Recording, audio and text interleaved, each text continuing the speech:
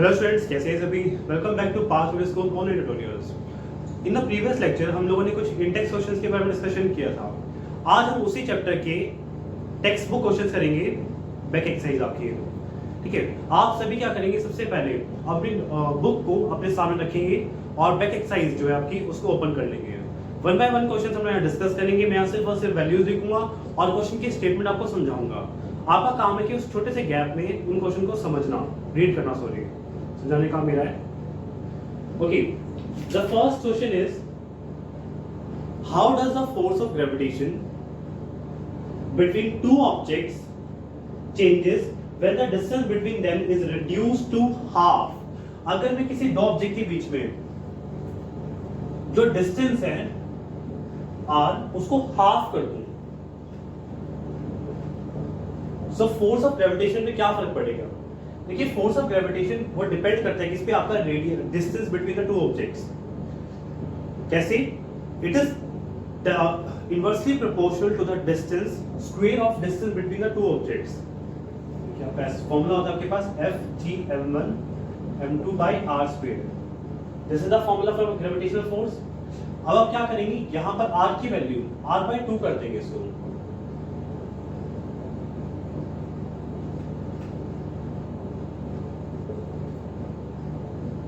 ठीक है, this is the new distance between the two objects. अगर ये हाफ हो गया, यहाँ पे स्क्वायर है, मैं इस ब्रैकेट को ओपन करता हूं। If I open the bracket, क्या आएगा हमारे पास, m1 m2 r²/4। ठीक है, क्योंकि स्क्वायर में आपके पास, और फिर ये 4 जाएगा आपका ऊपर, so it will be like 4g(m1 m2 by r²। Okay, ये तो आपका हो गया क्या, ग्रेविटेशनल फोर्स पुराने वाला, और 4 से मल्टीप्लाई हो गया।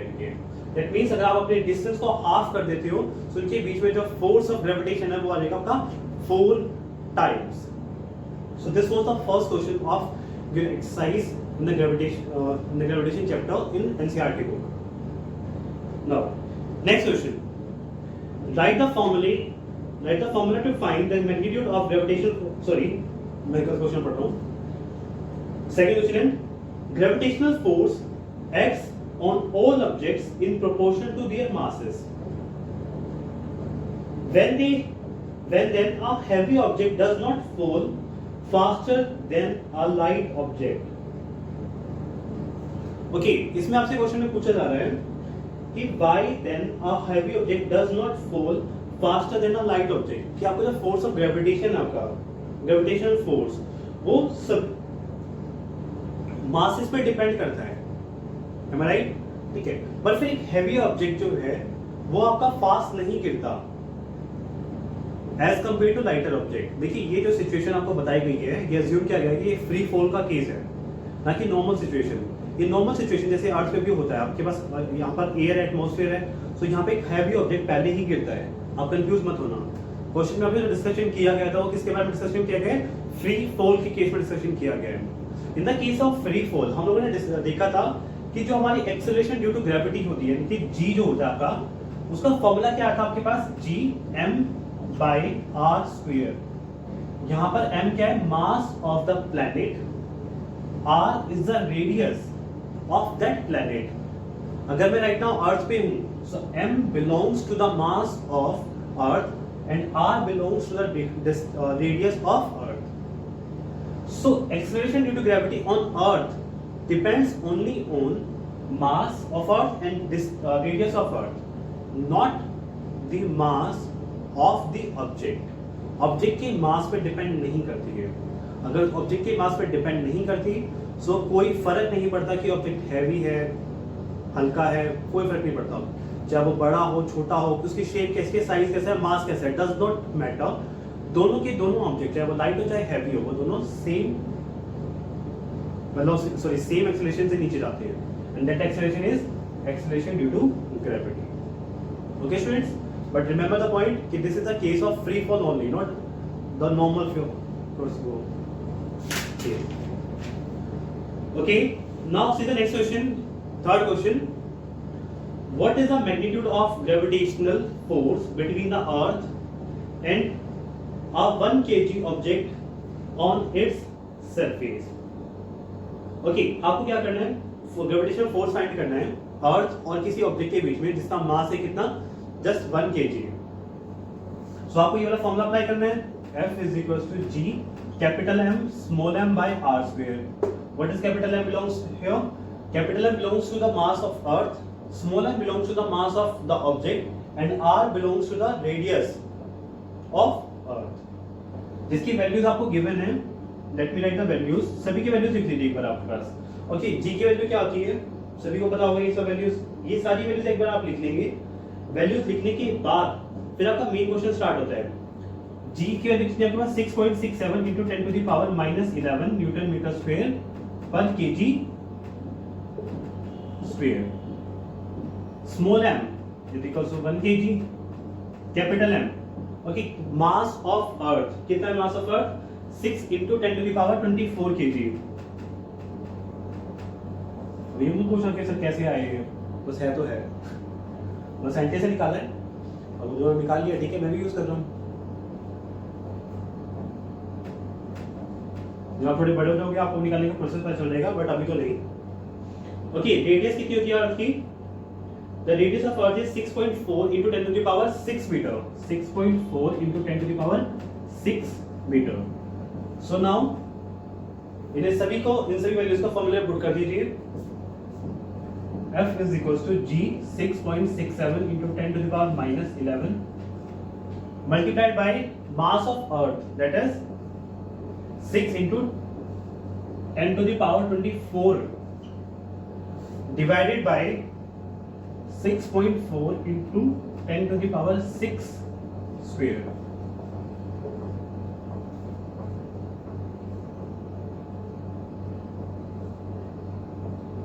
Okay, by solving this, you will get a value is equals to 9.8 Newton।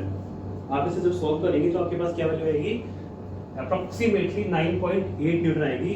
As you can see जो हमारी स्मॉल जी की वैल्यू होती है वो भी इतनी होती है 9.8 मीटर पर सेकंड स्क्वायर पर, यहाँ पे कितना 9.8 न्यूटन आपका। ओके,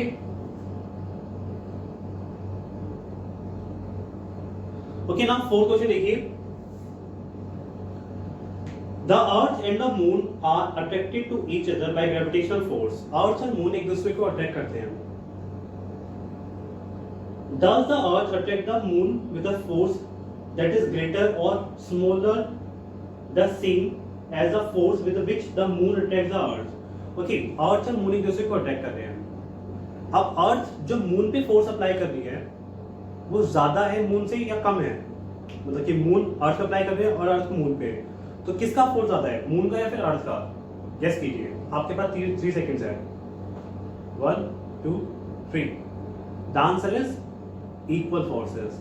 हमने स्टार्टिंग में डिस्कस किया था कि दो ऑब्जेक्ट अगर एक दूसरे में ग्रेविटेशनल फोर्स अप्लाई करते हैं सो वो फोर्सेस क्या होते हैं आपके, इक्वल होते हैं। कोई भी एक दूसरे पे ज्यादा फोर्स अप्लाई नहीं कर रहा है ना कम, ठीक है। It depends on the product of their masses. वो सिर्फ एक के मास पे डिपेंड नहीं करता, उन दोनों के मासेस के प्रोडक्ट पे डिपेंड करता है। सो डज नॉट मैटर कि साइज बड़ा है छोटा है, ठीक है। जैसे अर्थ और एप्पल के केस है, अर्थ एप्पल पे फोर्स अप्लाई कर रही है ग्रेविटेशनल फोर्स, जितना फोर्स एक अर्थ एप्पल पे अप्लाई कर रही है उतना ही फोर्स, सेम फोर्स एप्पल अर्थ पे भी अप्लाई करता है। Okay, now if the moon attracts the earth also, मतलब कि अगर मून, नेक्स्ट क्वेश्चन आपके पास, फिफ्थ क्वेश्चन, अगर मून अर्थ को अट्रैक्ट करती है तो अर्थ मून के अराउंड रिवॉल्व क्यों नहीं करता? रिवर्स हो रहा है ना आपका, कि मून जो है अर्थ के अराउंड रिवॉल्व तो कर रहा है पर अर्थ मून के अराउंड रिवॉल्व क्यों नहीं करता? ये सारी बात जो होती है ये होती है मास की बात। देखिए आपका फॉर्मूला होता है F is equals to mg, sorry ma, the formula is F is equals to ma। ये फोर्स का फॉर्मूला होता है जो कि हमने सेकंड चैप्टर पढ़ा था अपने फिजिक्स के, सेकंड लॉ ऑफ मोशन से आया था हमारे पास। A is equals to F upon m होता है आपके पास। कुछ इसी तरह क्वेश्चन आपसे पूछते कई बार कि एप्पल और मून का केस लेते हैं, सॉरी एप्पल और अर्थ का केस लेते हैं, कि जब दोनों के दोनों एक दूसरे पे सेम फोर्स अप्लाई कर रहे हैं, एप्पल अर्थ की तरफ गिर रहा है, फॉल हो रहा है, बट अर्थ एप्पल की तरफ अट्रैक्टेड क्यों नहीं होती? सो इसका आंसर बहुत सिंपल है आपका, कि जो एक्सेलरेशन उन दोनों ऑब्जेक्ट को मिलती है वो डिपेंड करती है किस पे, मास ऑफ दैट ऑब्जेक्ट। अर्थ ने एप्पल पे फोर्स अप्लाई किया, फोर्स तो बहुत अच्छा है, बहुत अच्छा खासा है। अब एप्पल को जो एक्सेलरेशन मिलती है उसका फॉर्मूला होता है ये, A = F/m। m क्या है, मास ऑफ एप्पल। उसके कम होने की वजह से उसको एक्सेलरेशन मिलती है अच्छी खासी, और वो अट्रैक्ट हो जाता है किसकी तरफ, अर्थ की तरफ। पर रिवर्स कर दे, अर्थ का मास है अच्छा खासा, बहुत ज्यादा, उसके मास ज्यादा होने की वजह से उसको एक्सेलरेशन कम मिलती है। देखिए इसीलिए वो उसकी तरफ अट्रैक्ट नहीं होता। सेम यहां पर क्या है, इस वाले क्वेश्चन में भी है कि मून का मास कम है, इसीलिए वो क्या करता है, रिवॉल्व करता है। बट अर्थ का मास ज्यादा है, और अर्थ का मास ज्यादा होने की वजह से वो उसके अराउंड रिवॉल्व नहीं करता। ठीक है, पर जैसे मैं कंपेयर करता हूँ कि अर्थ और सन को, अर्थ में क्या है, उसका मास कम है, सन का मास ज्यादा है, सो अर्थ रिवॉल्व कर रहा है उसके अराउंड। जैसे आप मास बढ़ाते जाओगे वो उसके अराउंड रिवॉल्व करता जाएगा चीजें।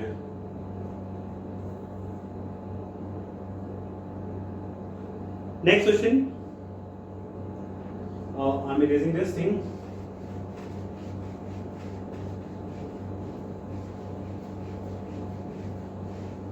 ओके, सिक्स क्वेश्चन देखिए एक बार आप लोग। What happens to the force between the two objects if, okay, दो ऑब्जेक्ट के बीच में जो फोर्स है,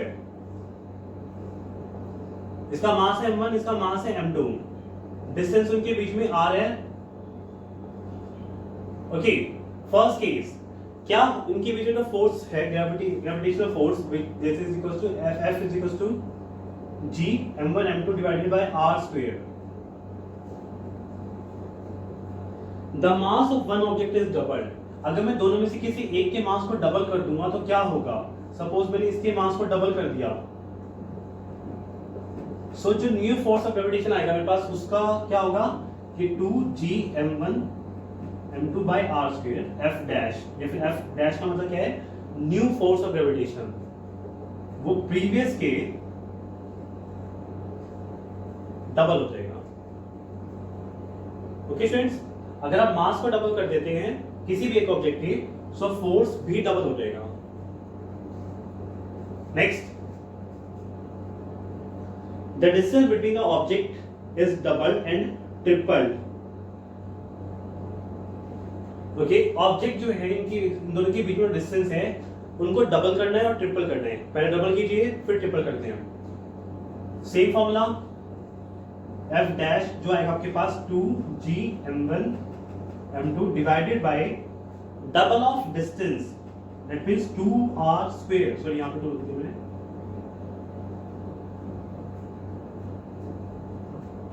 Okay, I am writing it here। F dash is equals to G capital, m1 m2 divided by 4r square। यहाँ पे मैं bracket open कर दिया, फोर्स का 4r square आ गया आपका। Okay, as you can see it is 1/4। यहाँ पे 4 न्यू जो फोर्स ऑफ ग्रेविटेशन आया, क्या हो गया आपके पास, प्रीवियस के 1/4 हो गया है, अगर मैंने डिस्टेंस को डबल कर दिया है तो। सेम अगर मैं ट्रिपल करूंगा तो वहां 3 का स्क्वायर हो जाएगा, दैट इज 9 आ जाएगा। सो आपके पास जो न्यू फोर्स ऑफ ग्रेविटेशन आएगा वो 1/9 हो जाएगा प्रीवियस फोर्स ऑफ ग्रेविटेशन के। ठीक है, क्योंकि स्क्वायर में जाने हैं आपके। Next, the masses of both the objects are double. दोनों की मासेस को डबल कर दीजिए। F डैश यानी कि new force G 2m1 2m2 divided by r square, 2 to the 4। This is what the previous, okay, 4 times. अगर एक के मास को किया तो डबल किया तो फोर्स ऑफ ग्रेविटेशन भी डबल हो गया, दूसरे को भी डबल कर दिया तो फोर्स ऑफ ग्रेविटेशन 4 टाइम्स हो गया आपके पास। ओके स्टूडेंट्स, ये हमारे 6 क्वेश्चंस हो गए। Okay, our next question is, what is the importance of gravitational law of universal law of gravitation. Universal law of gravitation की इंपॉर्टेंस क्या है। सबसे फर्स्ट इंपॉर्टेंस कि हम लोग ग्राउंड पे स्टिक हैं। सोचिए ग्रेविटेशन फोर्स ना होता क्या होता, आज हम उड़ रहे होते, वो भी अच्छी बात है, उड़ रहे होते तो मजा आता, बट कितनी देर तक मजा आता है। देखिए हमारे पास एटमॉस्फेयर ना होता, मून पे एटमॉस्फेयर नहीं है, तो उस पर बहुत ज़्यादा ठंड, बहुत ज़्यादा गर्मी हो जाती है दिन के टाइम पे। Okay, so this is the importance of gravitational law. Earth is revolving around the sun, moon is revolving around the earth, tides आती हैं इसी की वजह से है। Okay, next question is the question number 8, that is what is the acceleration of free fall. Okay, free fall की work acceleration मिलता है वो क्या होता है? It is what acceleration due to gravity, जिसकी अर्थ पे जो वैल्यू होती है वो हमने देखी थी 9.8 मीटर पर सेकंड स्क्वायर। ठीक है, जब आपका एक object under the influence of gravity गिरता है तो उसे हम क्या बोलते हैं? फ्री फॉल बोलते हैं। और जो से एक्सेलरेशन मिलती है उसे क्या बोलते हैं? Acceleration due to gravity. Next question,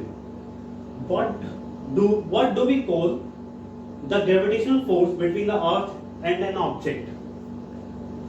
The answer is gravity. Okay, sorry, the answer is weight of the object. हम उसे क्या कहेंगे? वेट कहेंगे उसका। उसने आपसे सिंपली क्वेश्चन पूछा है कि ऑब्जेक्ट और अर्थ के बीच में जो फोर्स अप्लाई हो रहा है उसे क्या बोलते हैं? The answer is weight of the object. तो ठीक है फ्रेंड्स, इस वीडियो में हमारे पास 9 क्वेश्चन थी। अगर आपको इन क्वेश्चन में कोई भी दिक्कत आती है तो कमेंट सेक्शन में जाके कमेंट कर सकते हैं, नहीं तो आप पर्सनली मैसेज भी कर सकते हैं मुझे आप। ओके, बाकी इन क्वेश्चन के आपको सॉल्यूशन आपको इसकी डिस्क्रिप्शन में मिल जाएंगे। ओके फ्रेंड्स, बाकी लाइक करना मत भूलना। Thank you.